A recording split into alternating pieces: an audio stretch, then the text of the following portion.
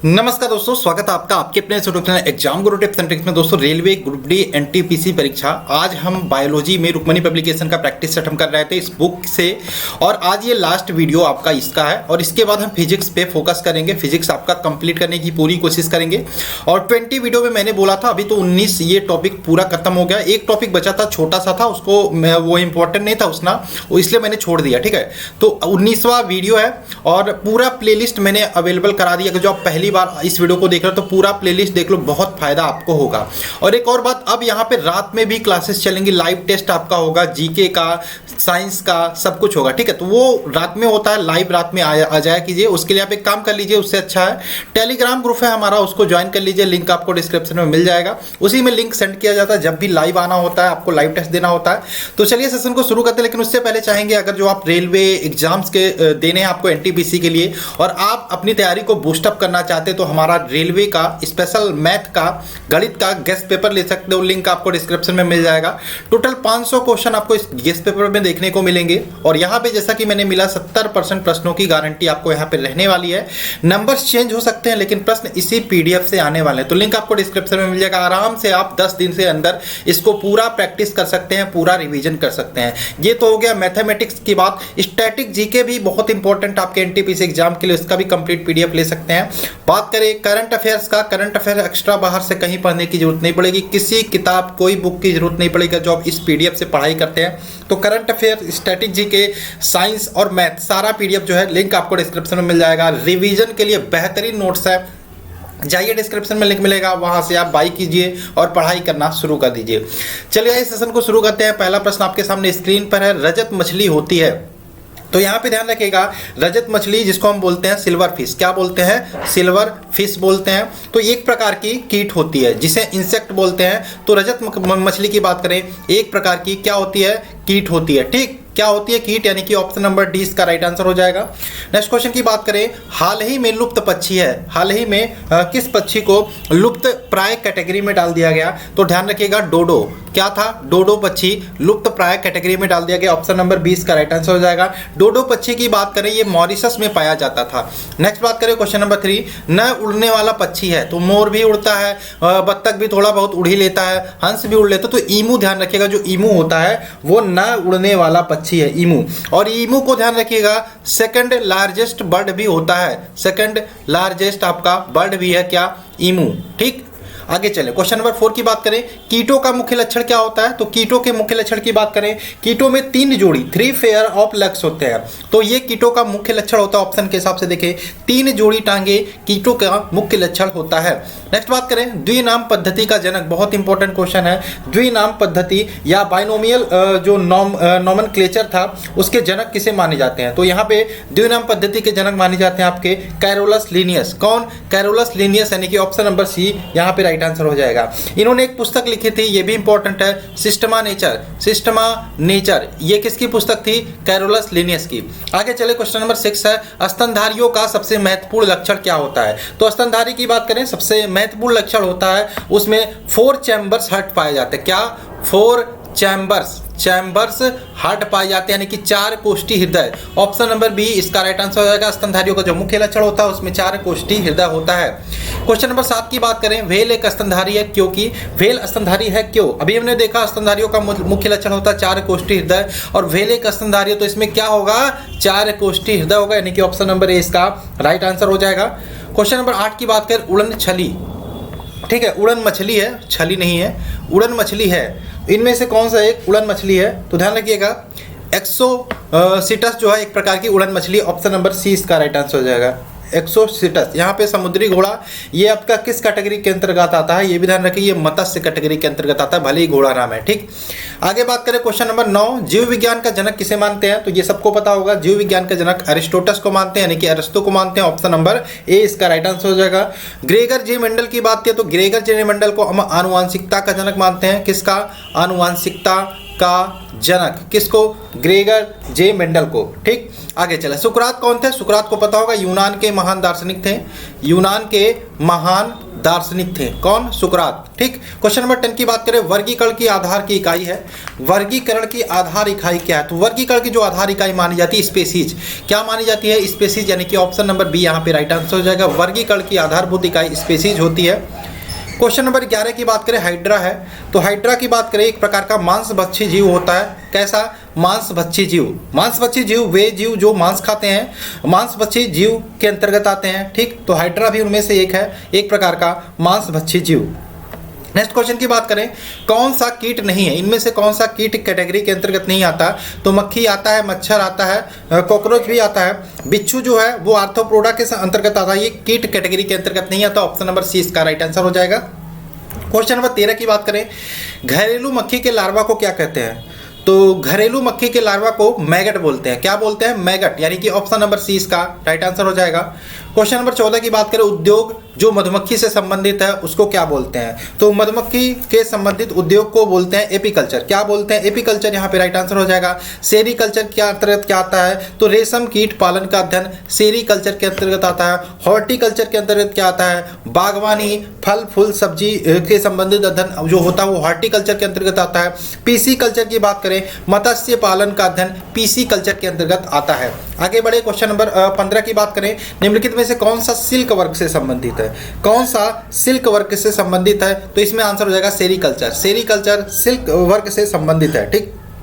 आगे चलें, question number next है, मधुमक्खियों के संचरण का साधन होता है। देखो, मधुमक्खियों के संचरण का साधन पूछे तो नाच होता है या फिर डांस होता है। ठीक। ऑप्शन नंबर सी इसका राइट आंसर हो जाएगा, डांस। ठीक। और इसका पता लगाया था, किसने लगाया था? वॉन फ्रिस ने लगाया था 1967 में। मधुमक्खी के डंक में आपको पता होगा फॉर्मिक एसिड पाया जाता है, और फॉर्मिक एसिड मधुमक्खी के डंक के अलावा चींटियों के डंक में भी पाया जाता है। और इस फॉर्मिक एसिड की बात करें, इससे हम गठिया की दवा भी बनाते हैं। आगे बात करें, क्वेश्चन नंबर 17, उस वैज्ञानिक का क्या नाम है जिसने मधुमक्खियों के संचरण की भाषा का पता लगाया था? तो अभी हमने डिस्कस किया कि मधुमक्खियों के संचरण की भाषा क्या होती है, नाच होती है या डांस होती है, और इसका पता लगाया था कार्ल वॉन फिश ने। कार्ल वॉन फिश, यानी कि option number B. Question number 18 की बात करें, मौन घाटी साइलेंट वैली के बारे में आपने सुना होगा। साइलेंट वैली जहां पादपों और जंतुओं की दुर्लभ प्रजातियां पाई जाती है, वह कहां पे है? तो साइलेंट वैली की बात करें, केरल में पाई जाती है, केरल राज्य में पाई जाती है। ऑप्शन नंबर सी इसका राइट आंसर हो जाएगा, साइलेंट वैली या मौन घाटी। नेक्स्ट बात करें, रेशों की फसल जो भारत में सबसे अधिक क्षेत्रों में होती है। रेशों की फसल की बात करें, ये आपको पता होगा, कपास इससे प्राप्त होता है। ठीक है, भारत के सबसे अधिक क्षेत्रों में बोई जाती है। ऑप्शन नंबर बी, कपास। ठीक है, रेशों की फसल है कपास, भारत के सबसे अधिक क्षेत्रों में बोई जाती है। नेक्स्ट बात करें, भारत में हॉकी स्टिक किससे बनती है? हॉकी स्टिक भारत में किससे बनती है? तो भारत में हॉकी स्टिक की बात करें, मोरस अल्बा से बनती है। किससे? मोरस अल्बा से बनती है, जिसे व्हाइट मलबरी भी बोलते हैं। ऑप्शन नंबर 20 का राइट आंसर हो जाएगा। क्वेश्चन नंबर 21 की बात करें, डेयरी के दूध तथा पादप पदार्थों का किण्वन करने वाला जीवाणु कौन है? तो डेयरी के दूध और पादप पदार्थों का किण्वन करने वाले जीवाणु का नाम लैक्टोबैसिलस है। ऑप्शन नंबर डी का राइट आंसर हो जाएगा, लैक्टोबैसिलस। क्या? लैक्टोबैसिलस। आगे बात करें, किण्वन यानी कि फर्मेंटेशन होता है। ठीक है, आगे बात करें, द्विनाम पद्धति या बाइनोमियल नामकरण, जो नामकरण है उसका अर्थ प्रत्येक जीव के। तो यहाँ पे ध्यान रखिएगा, जो बाइनोमियल पद्धति होती है, द्विनाम पद्धति है, इसका जनक तो आपको पता होगा कैरोलिनस लिनियस होते हैं। द्विनाम पद्धति की बात करें, दो नाम होते हैं, जिसमें उसमें पहला जो नाम होता है वो जीनस का होता है, दूसरा नाम स्पीशीज यानी कि जाति का होता है। ठीक, तो ये क्लियर हो गया। तो इसमें आंसर क्या होगा? पहला नाम जीनस, दूसरा स्पीशीज जाति का होता है, यानी कि option number B. Question number 23 की बात करें, कीट निम्नलिखित में से किससे संबंधित है? तो कीट की बात करें, ये आर्थ्रोपोडा के संघ के अंतर्गत आते हैं। ऑप्शन नंबर डी इसका राइट आंसर हो जाएगा, आर्थ्रोपोडा।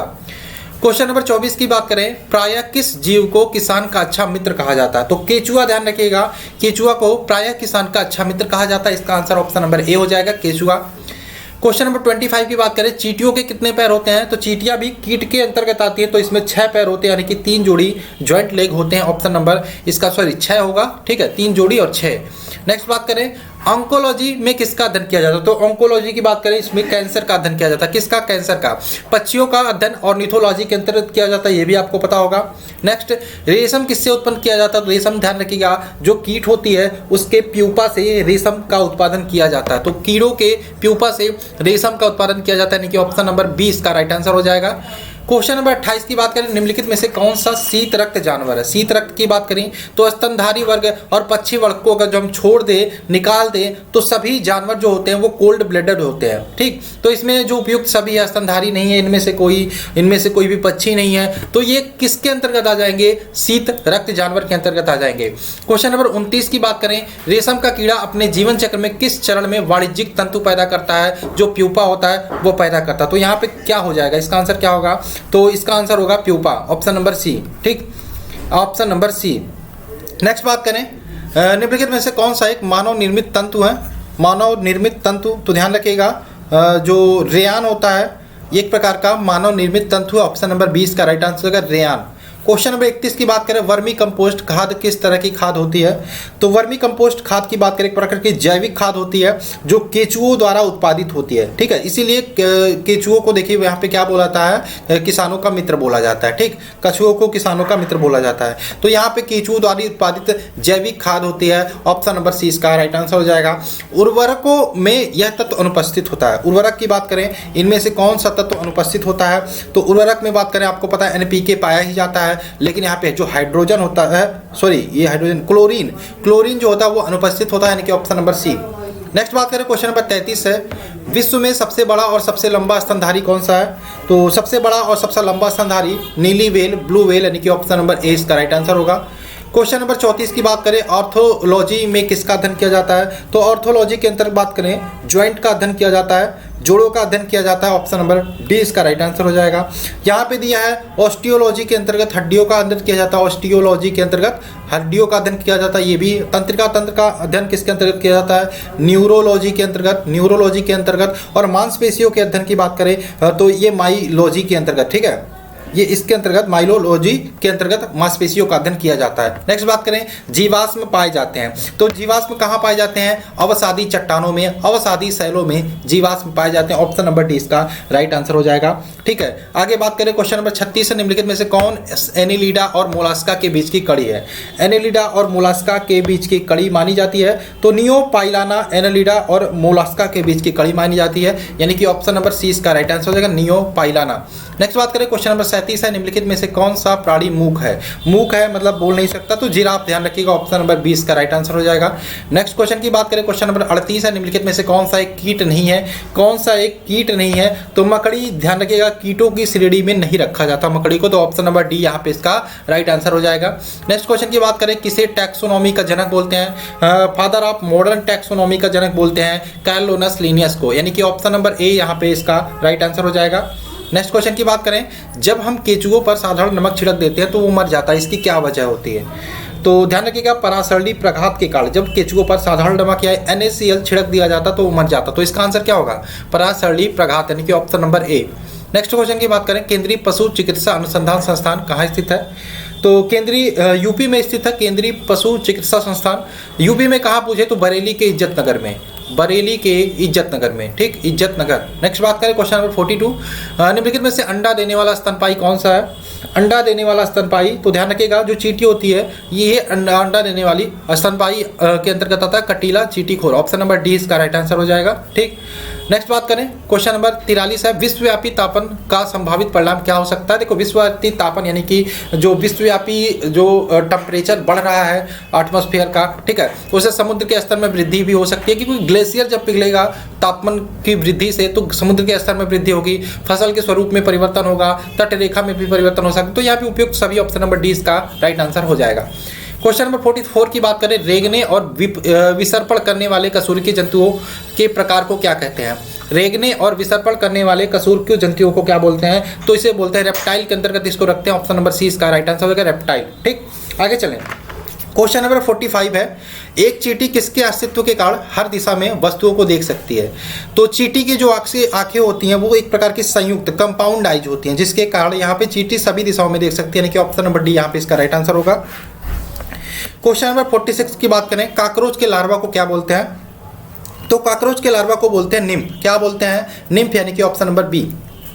क्वेश्चन नंबर 47 की बात करें, बढ़ती उम्र में वैज्ञानिक अध्ययन को क्या कहते हैं? बढ़ती उम्र के वैज्ञानिक अध्ययन को बोलते हैं जीरोंटोलॉजी। ठीक है, जीरोंटोलॉजी या जरा विज्ञान भी बोलते हैं।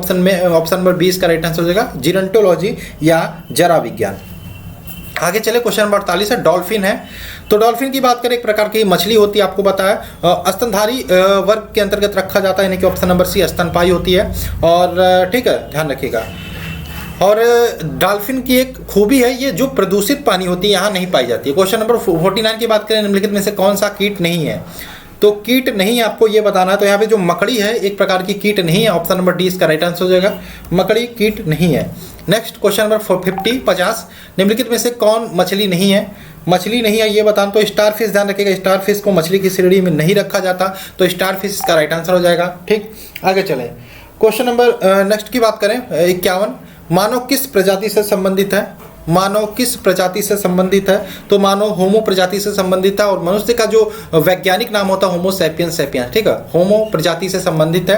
नेक्स्ट बात करें, मैग्नीफेरा इंडिका की बात हो रही है, किसका वनस्पतिक नाम है? तो मैग्नीफेरा इंडिका आम का वनस्पतिक नाम है, ठीक है, किसका? आम का वनस्पतिक नाम है Mangifera indica, option number B. Question number 53 की बात करें, कीट संवर्धन क्या है? कीट संवर्धन की बात हो रही है, तो कीट संवर्धन की बात करें, इनमें से क्या है? तो कीटों की वृद्धि करने का विज्ञान को हम कीट संवर्धन विज्ञान बोलते हैं, कि ऑप्शन नंबर ए इसका राइट आंसर हो जाएगा। नेक्स्ट बात करें, क्वेश्चन नंबर 54 की बात करें, तो डॉल्फिन निम्नलिखित में से कौन सा एक कोशिकीय जीव का उदाहरण है? तो इनमें से ध्यान रखिएगा, जो प्रोटोजोआ होता है वो एक कोशिकीय जीव का उदाहरण होता है, प्रोटोजोआ। क्वेश्चन नंबर 55, डॉल्फिन के समूह को क्या कहा जाता है? तो डॉल्फिन के समूह को ध्यान रखिएगा पॉड कहा जाता है। क्या पॉड कहा जाता है डॉल्फिन के समूह को? जंतु विज्ञान से संबंधित क्वेश्चंस को हम कर रहे हैं। पीछे की ओर उड़ने वाला एकमात्र पक्षी कौन सा है? तो पीछे की ओर उड़ने वाला एकमात्र पक्षी है हमिंग बर्ड, ठीक, humming bird, option number A. आगे बात करें, क्वेश्चन नंबर 57 है, ऑक्टोपस के खून का रंग कैसा होता है? तो ऑक्टोपस के खून के रंग की बात करें, ये ब्लू यानी कि नीला होता है, ऑप्शन नंबर 20 का राइट आंसर होगा। क्वेश्चन नंबर 58 की बात करें, सबसे बड़ा स्तनपायी कौन सा है? सबसे बड़ा स्तनपायी या मैमल कौन सा है? तो सबसे बड़ा स्तनपायी की मैमल की बात करें, ब्लू व्हेल होता है, ऑप्शन नंबर सी इसका राइट आंसर होगा। क्वेश्चन नंबर 59 की बात करें, लीमर क्या है? तो लीमर की बात करें, एक प्रकार का मेडागास्कर में पाया जाने वाला जानवर होता है, तो मेडागास्कर में पाया जाने वाला जानवर होता है, यानी कि ऑप्शन नंबर डी इसका राइट आंसर होगा। नेक्स्ट चलते हैं, क्वेश्चन नंबर 60, मगरमच्छ के बच्चों को क्या कहा जाता है? तो मगरमच्छ के बच्चों की बात करें तो हैचलिंग कहा जाता है, ऑप्शन नंबर डी इसका राइट आंसर जाएगा। कभी कभी ये रीजनिंग में भी काम आ जाता है, हैचलिंग बोला जाता है। क्वेश्चन नंबर 61 की बात करें, ओनेरियोलॉजी किसका अध्ययन करते हैं? तो ध्यान रखिएगा, ओनेरियोलॉजी के अंतर्गत सपने का अध्ययन करते हैं, जो भी हम स्वप्न देखते हैं उसका अध्ययन करते हैं, ऑप्शन नंबर बी इसका राइट आंसर होगा। 62 की बात करें, डॉक्टर सलीम अली मोइनुद्दीन अली किसके लिए प्रसिद्ध थे? तो ध्यान रखिएगा, एक प्रकार के पक्षी वैज्ञानिक थे, तो एक प्रकार के पक्षी वैज्ञानिक के लिए प्रसिद्ध थे, ठीक, ऑर्निथोलॉजिस्ट ये थे यहाँ पे, ऑप्शन नंबर ए इसका राइट आंसर हो जाएगा। और ये भारत के बात करें सबसे बड़े पक्षी विशेषज्ञ अपने टाइम में माने जाते थे। नेक्स्ट बात करें, सौरोलॉजी का अध्ययन किसके अंतर्गत है? सौरोलॉजी के अंतर्गत किसका अध्ययन करते हैं? तो सौरोलॉजी की बात करें के अंतर्गत छिपकलियों का अध्ययन करते हैं, यानी कि ऑप्शन नंबर 20 का राइट आंसर होगा। 64 की बात करें, निम्नलिखित में से कौन सा मनुष्य का अध्ययन होता है?